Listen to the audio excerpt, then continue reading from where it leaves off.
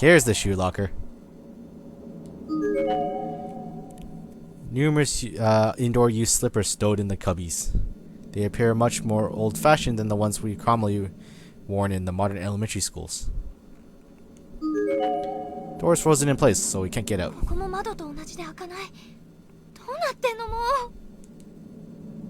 That's the same line as before. Being alone is scary. Yeah, we know this note. Why is this one all bloodied? A decomposed human cranium occupies the top left cubby. It mustn't have been easy to make it fit, as there are tiny pieces of flesh and scalp all along the frame. The only standout injury is to the jaw, which is clearly smashed in, giving a face an eerie, unnatural expression. Based on what's left of the facial features and the cut of its hair, it's likely a male middle school student. Looking closely, something seems to have been shoved in its mouth.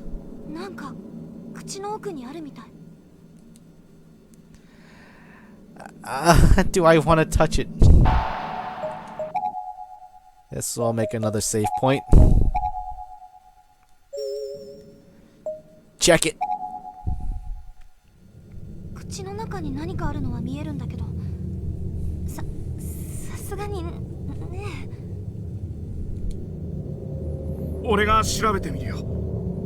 I forget his voice was that deep.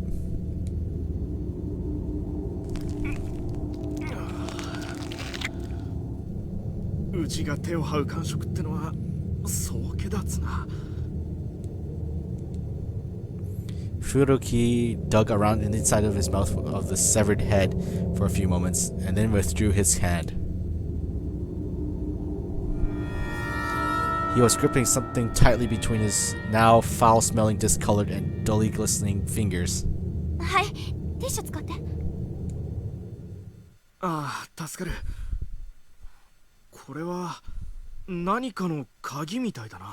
Seems important. After thoroughly wiping all the maggots and bits of rotting flesh, the item Furuki produced from the head took on a classic look of an old copper key.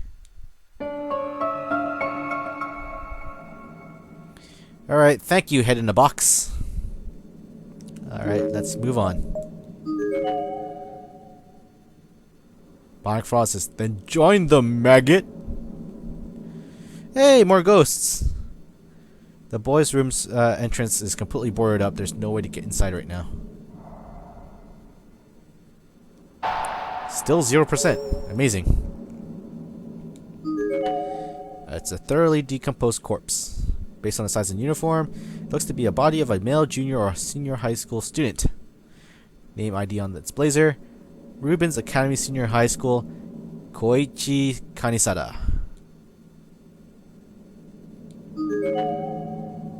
Do you know what lies beneath this school?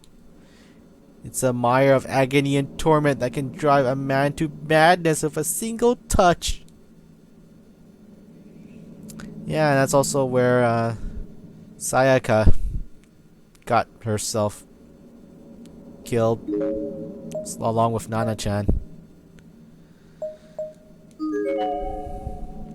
Alright, continue on.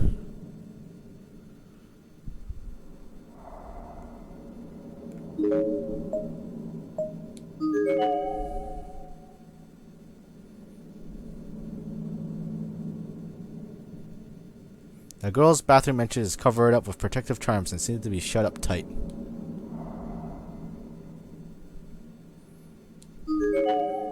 Looks to be something written here, but the lettering is so faint it is to be illegible. The atmosphere feels heavier than it does anywhere else. The door is covered up with protective charms and it seems to be shut up tight. It's not even locked. It just won't open.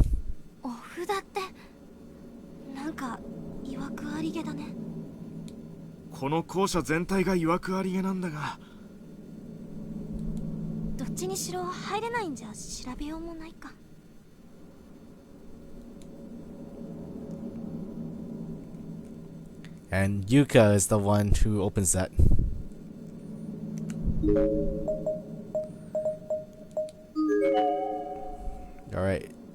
get into the other side of that hallway.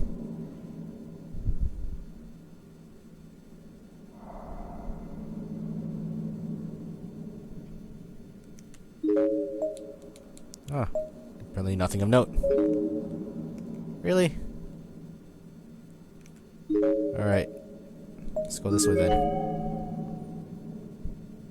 Alright, looks to be no green goo yet. The door and window are frozen in place, as if there are decorations on the wall. Nothing even rattles when pushed. Nope. What's in the bucket? The bucket probably used by the custodian for mopping the floors. Nothing inside. Oh, that's a bust. Nothing. Okay, so I guess we head back.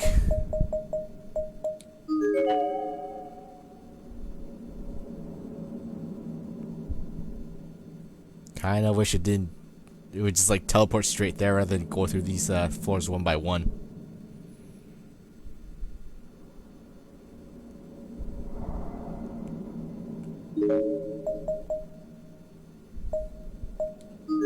Alright, stop by the exit.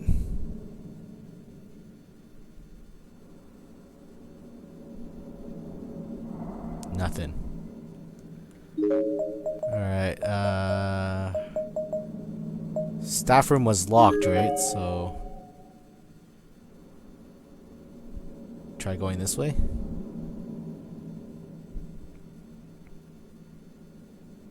Hey ghost, how's it hanging? Locked up tight. Use the old key. Damn it. Alright. Maybe it's the key to the to that box in the closet.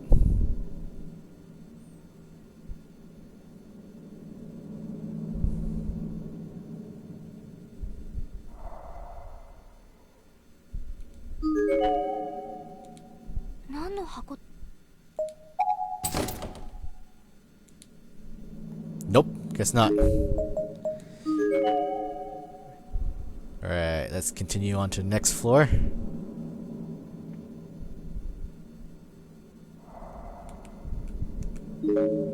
Back to the art room.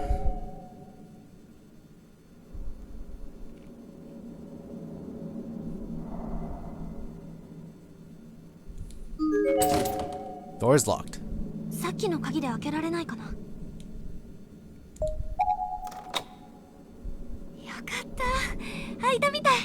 Doody doo.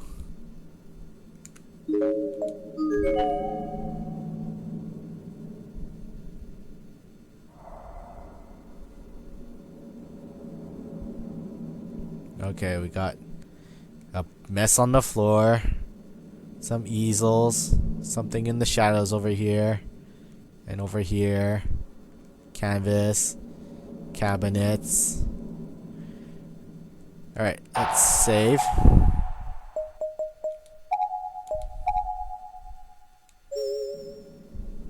Alright, let's check the cabinets on this side first. There are quite a lot of objects on the shelves and these drawers, but every one of them is fixed in place, as if they're just decorative accents. It's faint and almost invisible from a distance, but it appears to be a painting of a white rose on this canvas. Or maybe it's just a water stain.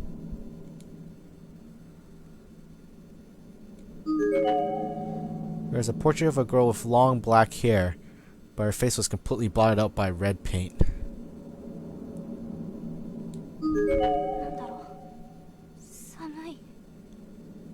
Oh, wait, this is the corner where the ghost girl is.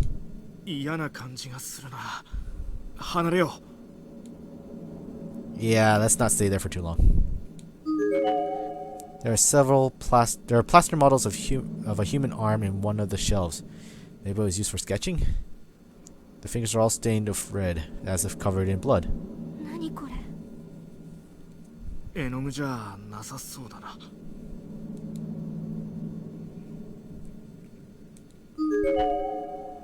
It's a still life depiction of Handragas. There's a palette knife placed beneath the canvas. これ何かに使えるかな? Oh, that's gonna take out whatever is inside the piano keys. Take the palette knife.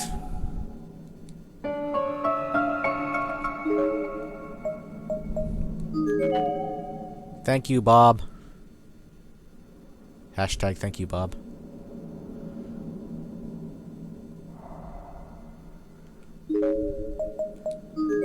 Music room.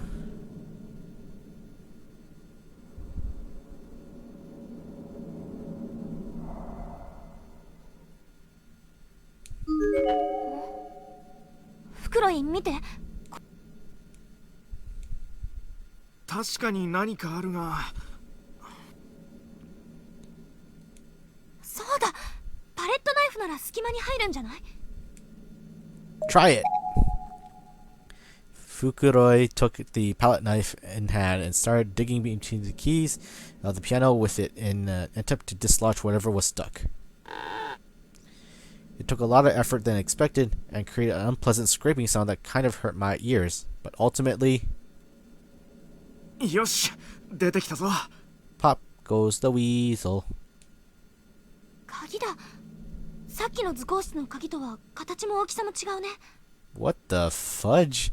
How in the world does a key like that fit in between piano keys? I thought it would be like a piece of paper or a note or something. Alright, so we got the key. Possibly the key to the staff room.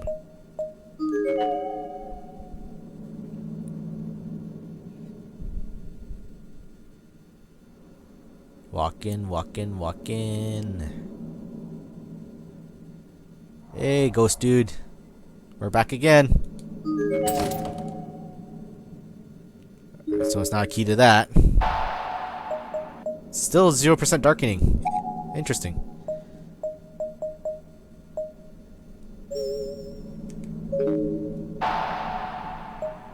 Alright, let's just save. More save files! Can never have enough. The violence is a really old piano.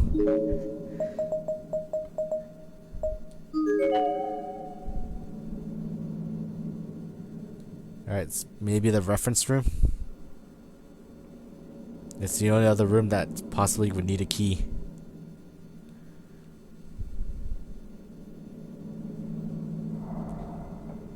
Or wait, no, it's probably the key to the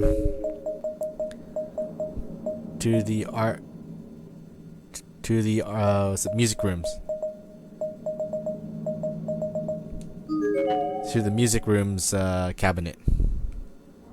Because I think the reference room was painted on door. So we need to go this way. Can't make this go any faster. Or we can by holding the R button. Whee! Just like the street passing. Make it go faster by holding the LR buttons.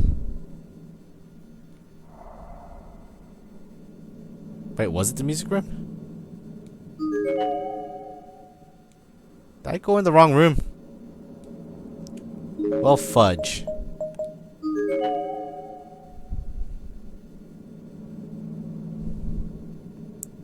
Well, it's a good thing these two rooms aren't too far apart.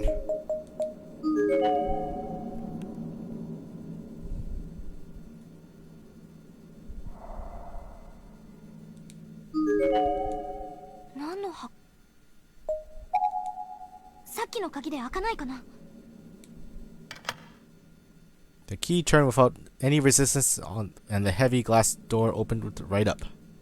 I moved the rectangular box from inside and marveled at the feel of the wood. It's made of paulownia, making it smooth and lightweight. 開けてみよっか。危険なものではなさそうだな。なんかあっても恨みっこなしだよ。心配するな。仮に中身が爆弾でも、美月なら構わないよ。 A bomb would have been nice because you would have been exploded instantly. それって女の子のセリフじゃん。 I couldn't believe I just laughed. I guess Fukuroi's overly serious deadpan reactions had become a source of strength for me. Can't even describe how grateful I was just to have him there. He was like a pillar of strength. With that in mind, I fiercely opened the Paulownia box. Inside, wrapped in silk, was a small wooden board inked with calligraphy. なんだろう。お墓にあるやつに似てる。それは外場。これは木札といってお札の一種だな。ごまで燃やしたりするやつだ。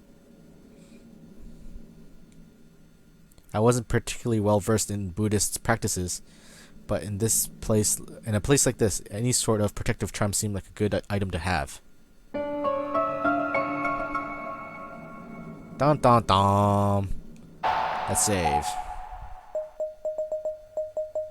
Can overwrite that one.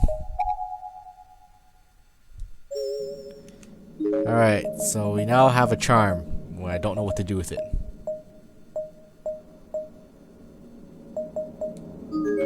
Do we check the girls' room? Can we unlock that?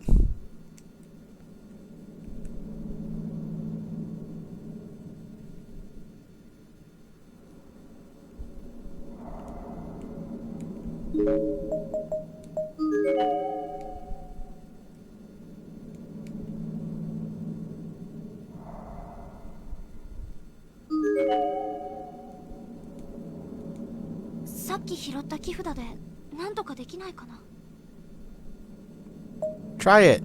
やはり扉のお札と木札の文様はよく似てるな。でもどうしたらいいのか。投げつけてみたら。 Just huck at it.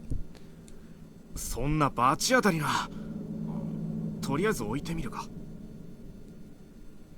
Fukuroi did exactly that, and only after a few moments there was a noticeable change in the air. Then all of a sudden the grave tag emitted a bright blue light and the door was engulfed in flames.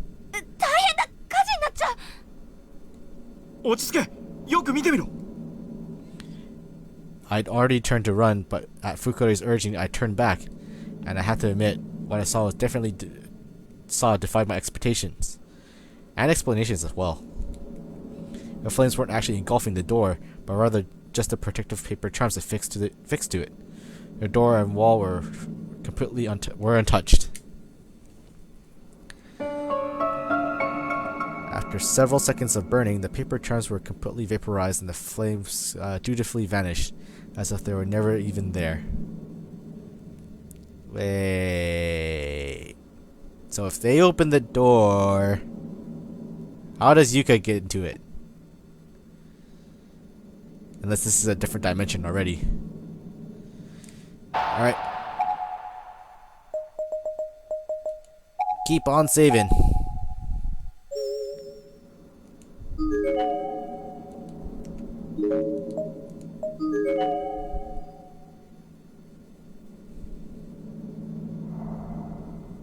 Oh, I don't like the looks of this.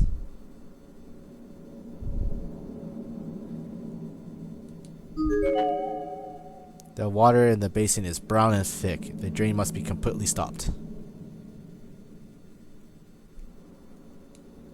No mirrors.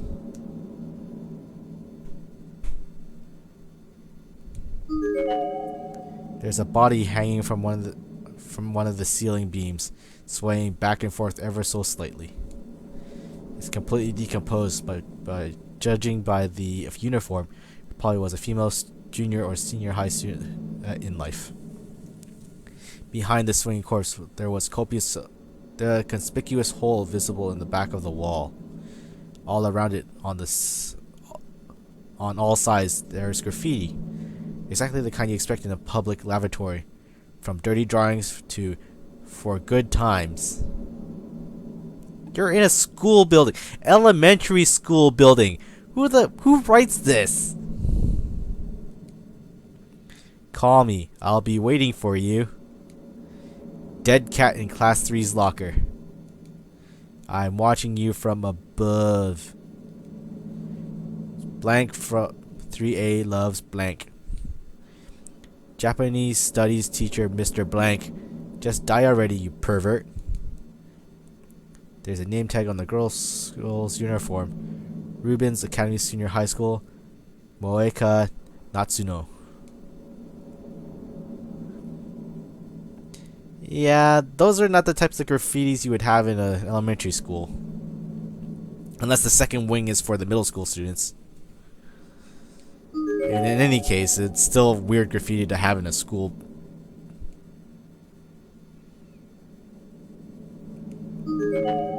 Locked from the inside, won't open. Tiny hole in the door. ここから中の様子が確かめられそう。 Not yet.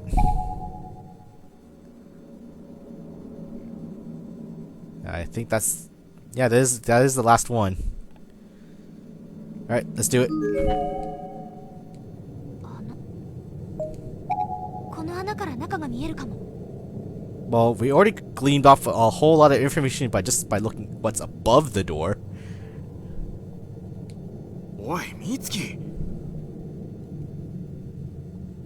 I put my eye up to the hole. Not a good thing to do. And I saw the telltale glint of another eye staring back at me from within. Divine says, seems rude. どうした？誰かが中にこっち見てた。そんなバカな。下からは足が見えないぞ。 No, but you see a hanging body from the ceiling. 俺が確認してみる。 You pervert. Fukuroi ducked down and peeked through the hole, exactly as I had.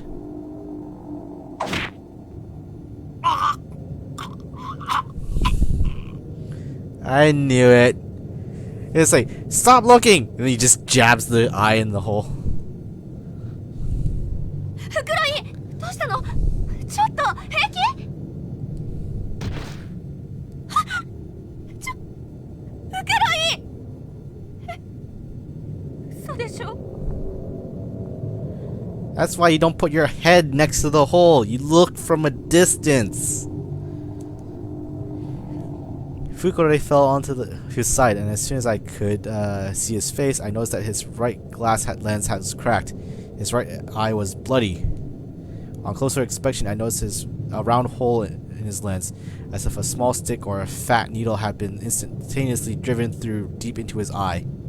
フクロイってば！起きて！ Well, straight up stab, stab, stab.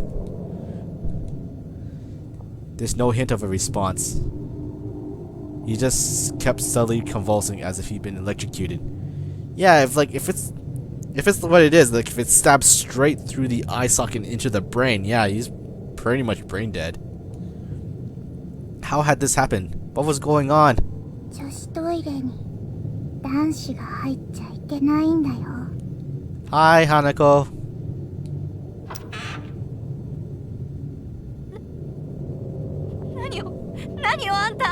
Hey, it's Yuki.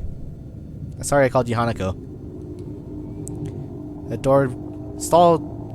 stall door opened, revealing a little girl with an eerie blue glow around her. She looked to be around grade school age, a 5th or 6th grader maybe. One of her eyes had been completely pulverized, but her face showed no indication of pain. Rather, it had been certain stoic quality to it. It was unreadable. Most disturbing of all, however, was the object she had held in her right hand. It was an owl or an ice pick of some such thing with a bloody, dripping blade. お姉ちゃんが男子を女子トイレに入れたの？待って、私？ Before I even had a chance to answer, the girl leapt from the stall with blinding speed. Personal space! いけないんだよ。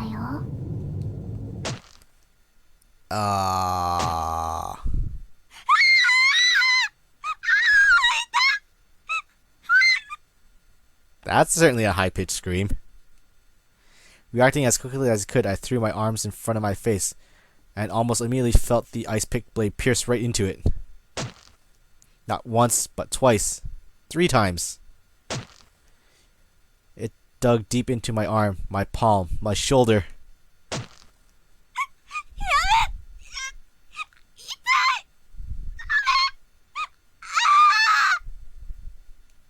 I had to run, but she wasn't about to let me.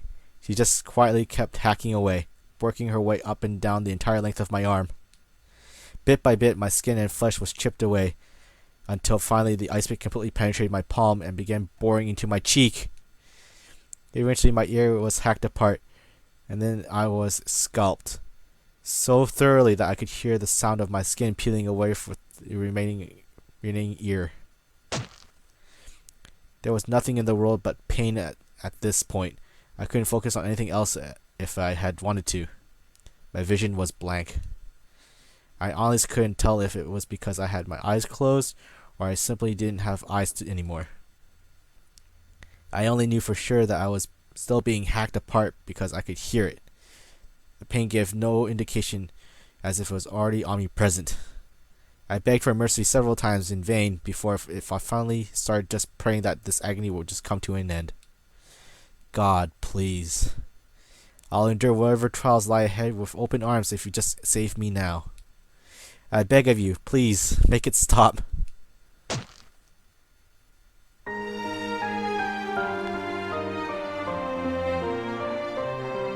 Oh, don't look at the hole.